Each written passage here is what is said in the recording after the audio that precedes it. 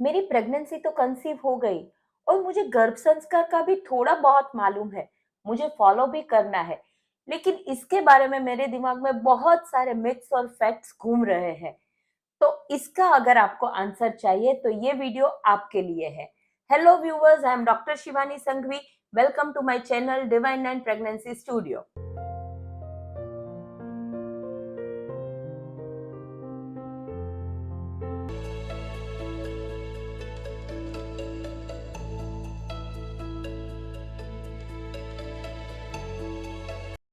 बिल्कुल नहीं। Garbh Sanskar is a perfect combination and balance of spirituality and science.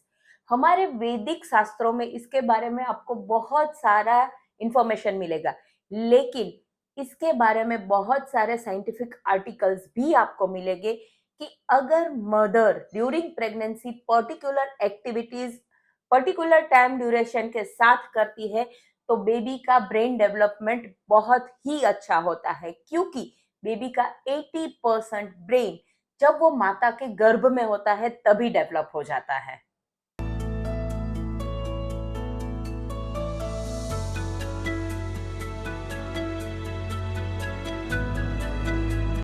जी हाँ, ये बेबी के हेल्थ पे तो अफेक्ट करता ही है, लेकिन मदर के हेल्थ पे भी इसका बहुत ही अच्छा इम्पैक्ट है, क्योंकि मदर का न्यूट्रिशन, मदर की ओवरऑल हेल्थ और उसकी वेल बीइंग भी गर्भ संस्कार का ही एक पार्ट होती है।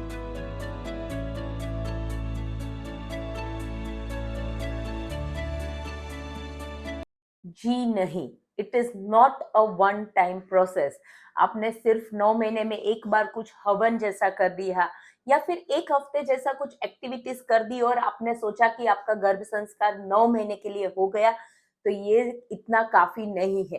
क्योंकि गर्भ संस्कार शुरू तब से होता है जब आप और आपके पार्टनर बच्चे के बारे में प्लान करते हैं। जी हाँ, गर्भ संस्कार सही मात्रा में शुरू होता है आपके प्लानिंग फेज से। ये आपके प्लानिंग फेज से शुरू होके आपकी डिलीवरी टाइम तक चलता है। सो इट ये बहुत ही लंबा प्रोसेस है। मदर को अपनी लाइफस्टाइल को ही चेंज करना होता है और यही वो इसी को अच्छे से वो गर्भ संस्कार के थ्रू फॉलो कर सकती है।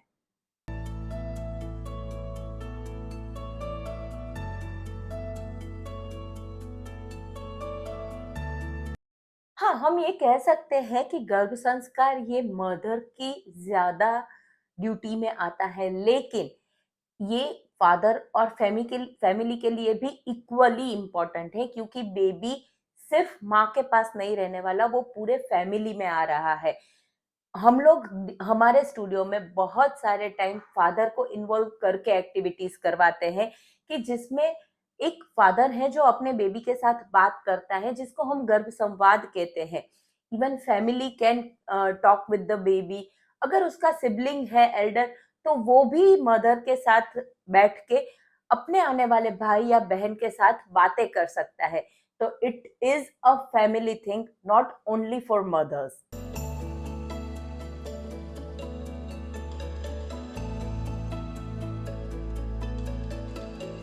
गर्भ संस्कार की कोई भी एक्टिविटी बोरिंग या लेंदी नहीं है। It is full of fun और वो आपके ब्रेन को भी बहुत एक्टिव करता है। तो आप सोच सकते हैं कि आपके बेबी के ब्रेन को तो वो कितना एक्टिव करता है। और यस, गर्भ संस्कार की सारी एक्टिविटीज और जो भी आप कुछ करते हैं, that is all value for money.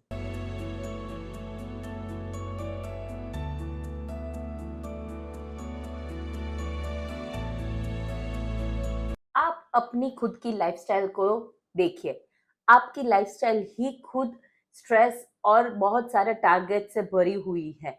हमारे पेरेंट्स की लाइफस्टाइल जो थी, उनकी लाइफस्टाइल ही ऐसी थी कि जिसमें वो सारी गर्भ संस्कार की एक्टिविटीज और सारा गर्भ संस्कार इंक्लूड हो जाता था।